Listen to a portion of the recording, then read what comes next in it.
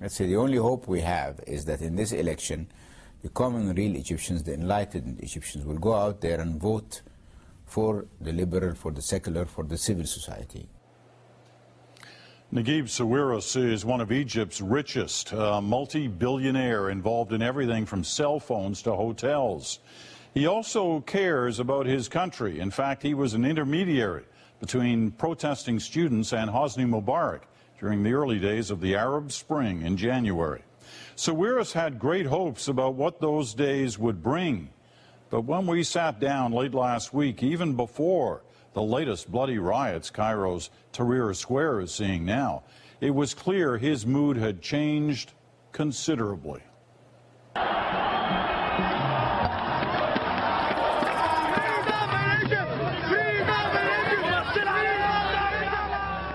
It's been 9 months since the new Egypt was born, and we were used to in those days seeing you looking very optimistic, excited, eager, smiling. Hasn't been so much of that lately. What's gone wrong? Well, the biggest mistake was that the young people who did the revolution, with a lot of good intentions, you know, left the scene. And the scene was then hijacked by religious activists, I want to call them extremists. All the good notions, the good principles, the fight for freedom and let's say the happiness of getting rid of a dictatorship now is compensated by the fact that we are worried from a new type of dictatorship, a religious one, you know. So there is no more smiling, I would say. And is it irretrievable? Has it gone too far? It's not done yet. I mean, we have the elections coming up in 2 weeks, but... you don't sound very optimistic about it. I can't be. You can't be, because, you know, if you take the mathematics, I mean, we're all the liberal parties, we are newly born, 6 months old, and we're getting into a fight against a coalition of religious forces that have been in preparation for that day for 8 years. They are well organized, well funded from Qatar and Saudi Arabia. We are coming 6 months old. We are not funded at all. We have very limited resources, and we are supposed to go. You've got lots of resources. You're not. Well, I cannot pay the bill for the whole country on my own. The Muslim Brotherhood has received $100 million from Qatar during the revolution. So that's a lot of money. I mean, how can you match that? You know? And what about Iran and Saudi Arabia? No, I think Iran are not mixed up in our elections, but Saudi Arabia, some individuals also are financing some of the Salafis. But you're worried if this continues along this path that Egypt could become another Iran. Yes, I am. Because of the religious connection. Yeah, not only the religious. If they abolish the civil nature of the country and they decide for a religious country that has a religion, is governed by religion, and mainly it's an Islamic religion, so also, even as a Christian, I would feel uncomfortable, let's say, from accepting such a reign, you know. And all the moderate Muslims, which are friends of ours and who believe in the modern Egypt, don't want that too. Let's say the only hope we have is that in this election, the common real Egyptians, the enlightened Egyptians, will go out there and vote for the liberal, for the secular, for the civil society country. Now the problem we have is that many of them are passive. Many of them, I call them the party of the couch. They sit at home, watch TV and think life will go on. And it will not go on. It's like, if you want to get a good example, and you remember the Iranian Revolution. It was not done by Khomeini and the fundamentalists. It was done by many young people, many youths, leftists, from the left, from communism, socialists, even moderate, who were against the Shia for their precautions and for the torture and for the corruption, same issues, okay? And suddenly, Mr. Khomeini arrives from Paris and takes over, and it turns into what it is today, and then you got this guy, Ahmadinejad or whatever. Look at how he looks. So I'm sure all the Iranians did not expect that to happen. So, and the West is watching. It's not really active. It's just like sitting there and watching. I mean, the others are acting. What do you want the West to do? They could have supported the liberal parties. They have done nothing to support them. But don't they have to be careful about, in any way, seeming like they're intervening? So why are the other ones not careful? Why can Qatar do that and Saudi Arabia, and you have to be careful? Either you prevent them from doing what they're doing, or you don't be careful. Take us into the world after the election for a moment. If a Muslim Brotherhood party wins this election, is there room still in that Egypt for you? We will fight till the end. But what do you mean by fight? We will be in the next parliament, even with a minority. We will be in the opposition. We will mobilize the Egyptians, the free Egyptians, to fight for the neutrality and the civil nature of Egypt. We will not surrender to a religious state. So they win, they don't win, we will be there and we will be continuing our fight. But continuing the fight in a democratic fashion? Of course. I mean, you would respect the election outcome. We have to. As a Democrat, we have to.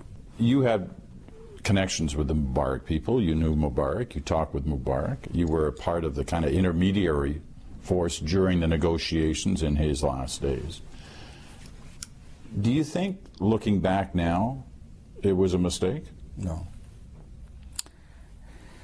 The problem is that actually it is the Mubarak to blame to what we are in today. Because he had not allowed during his reign liberal people like us, advanced young people, to have a different voice than the National Party they had.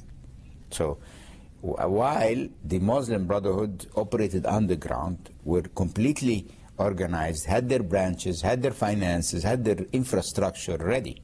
So when the day came for the competition, they're much more stronger. Or what they used to tell us, well, if you don't take me as Mubarak and my party, you will have to end up with these people. So what kind of a choice is that? There must be another choice, you know.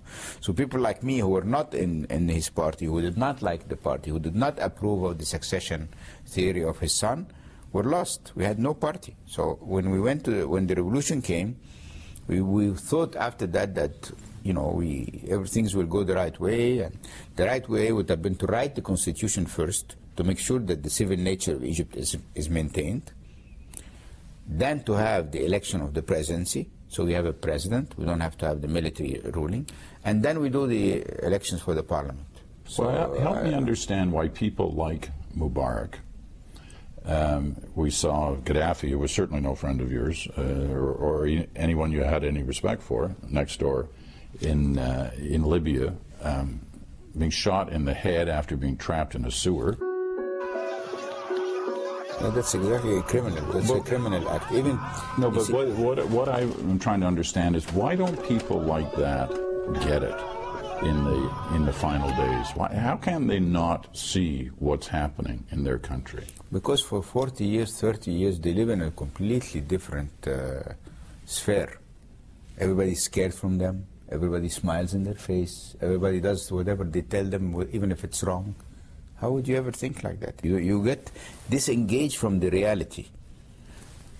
Well, the best example is even now, if you look at Bashar al-Assad, for example. I mean, he definitely, he gets the Oscar. He sees what happened in Tunisia. He sees what happened then in Yemen. He sees what happened in Libya and in Egypt, okay? And then what happened in Libya, and he doesn't get it. So what more do you want? I mean, he has seen the same circumstances, same scenario, and still he keeps on killing his own people every day.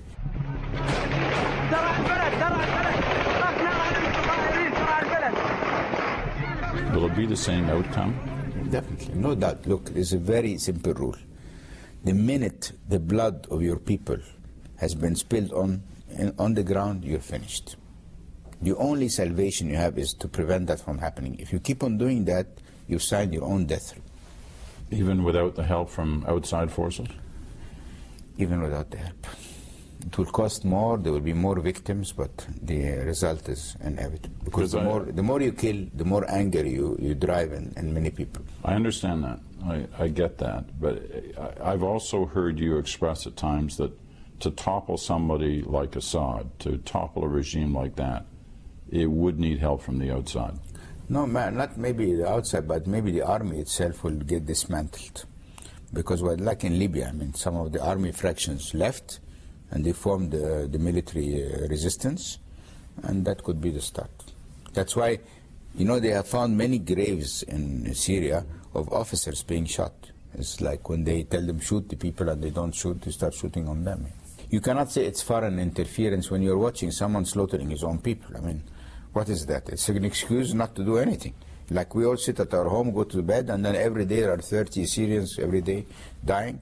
How can you sympathize with someone who is allowing these people to be shot because they don't want him? You know, so much of what you said in this interview leaves one going, is this really working, the Arab Spring? Is it working? No, it's not working. Anywhere? No, it's not working. But it doesn't, you see, you can't argue that because it's not working, then these old dictatorships were okay. They were not okay. So what, this is the dilemma. The dilemma is that, you know, and I'm saying the West has to play proactive role. They cannot leave us in this mess. All this mess will spill to theirs. But what's a proactive role? What do they have to do? The proactive role is to go and see whoever is in charge in these countries, tell them, look, we will not condone a religious regime. It's not interference. We will not condone treating minorities unfairly. We will not condone the non-rule of law and justice. Your countries have to adhere to the United Nations main principles, you know, the human rights principles. Any deviation for that or that, we will interfere. What do they say when you say to them? Because I know you talk to governments, Western governments. They don't say anything, and they don't do anything. How much time do they have to do something? Not very much time. Too little, very little time. And I'm not telling governments go and bring your armies and interfere. I'm just telling them is you need to be proactive. You need to monitor the situation. You need to try and help rebuilding these countries in a democratic way, not to leave it drift. You know, equality, right of freedom of speech, right to get any job they are qualified for, not based on their race or religion. And we're not asking for miracles. You know. Fascinating talking to you. Thank you. Wish you luck. We need it.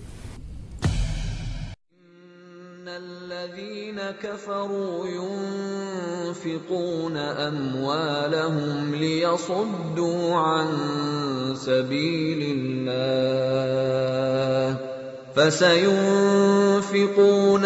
ثم تكون عليهم حسرة ثم يغلبون والذين كفروا إلى جهنم يحشرون ليميز الله الخبيث من الطيب ويجعل الخبيث بعضه على بعض فيركمه جميعا فيجعله في جهنم أولئك هم الخاسرون.